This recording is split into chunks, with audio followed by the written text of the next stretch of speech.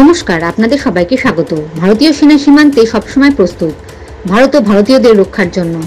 ভারতের সীমান্তের মধ্যে পাকিস্তান সীমান্ত ও চীন সীমান্ত এর মধ্যে কিছু জায়গা আছে যেখানে সেনাকে বিভিন্ন রকমের প্রাকৃতিক চ্যালেঞ্জের মধ্যে পড়তে হয়। একটি ভিডিও সামনে এসেছে রাজস্থানের বিকানের থেকে।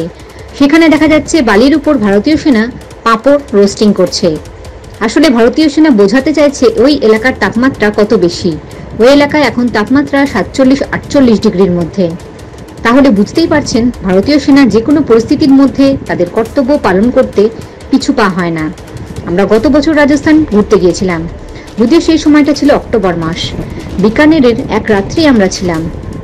যাই হোক, ভারতীয় সেনার জন্য কমেন্টে জয় হিন্দ অবশ্যই লিখবেন। জয় হিন্দ, জয় জওয়ান, জয় কিষান।